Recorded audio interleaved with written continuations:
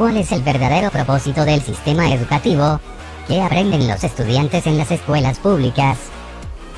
Pues es el adoctrinamiento disfrazado de educación. Aprenden la doctrina oficial aprobada, de maestros aprobados por el gobierno, que usan libros de texto aprobados por el gobierno. ¿Cómo obtienen esas escuelas sus clientes?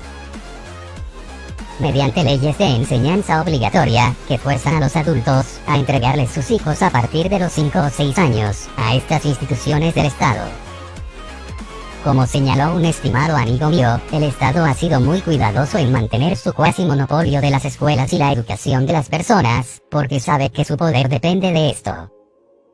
Además de la inmoralidad repugnante de que el Estado pretenda ser dueño del hijo de uno, los resultados de la educación pública obligatoria han sido un desastre.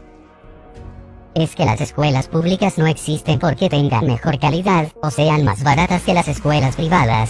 La evidencia demuestra lo contrario, sino porque la educación pública produce adoctrinamiento.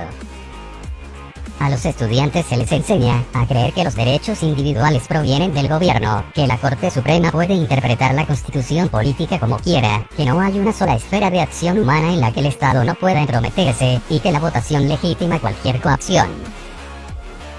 La ley de educación obligatoria realmente equivale a un servicio militar obligatorio para niños y jóvenes, que los obliga a pasar muchos años en escuelas operadas o controladas por el Estado. La ley del servicio militar obligatorio obliga a los hombres a pasar varios años, sirviendo como carne de cañón en aventuras militares. Ambas leyes asumen que el Estado es el dueño de la vida del individuo. El uniforme que el Estado impone en las escuelas tiene la misma función que lo militar. El uniforme y el autoritarismo son inseparables. Uniforme significa una forma, o sea, el individualismo está prohibido o el conformismo es obligatorio. Cómo uno está vestido no tiene nada que ver con lo que sabe, pero sí con convertirse en un futuro ciudadano domesticado. Quien controla las escuelas tiene el poder de formar las mentes de todos menos las de unos cuantos intransigentes.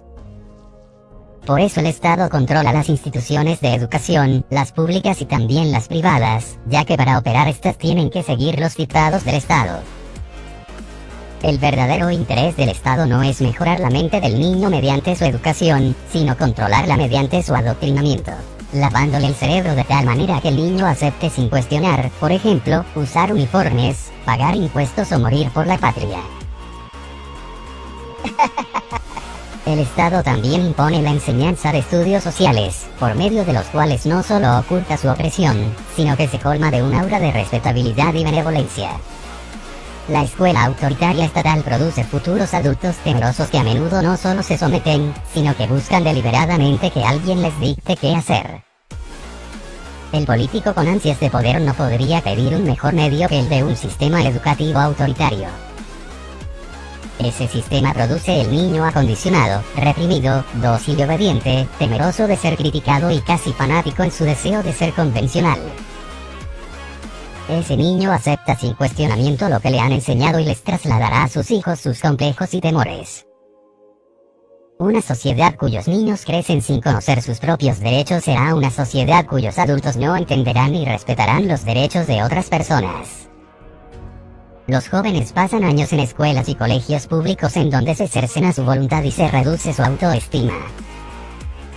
Cuando salen de estas prisiones escolásticas, esos jóvenes encuentran difícil reclamar sus derechos individuales.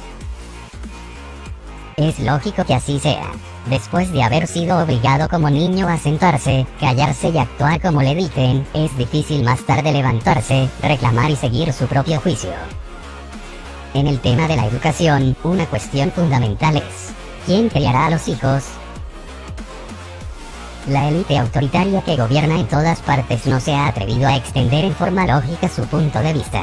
Si los padres de familia no son capaces de supervisar la educación de sus hijos, quizás sean también incompetentes en otros aspectos.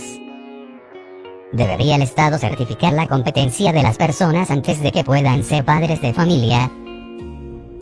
Pero ¿quién puede conocer las aptitudes y la personalidad del niño mejor que sus propios padres?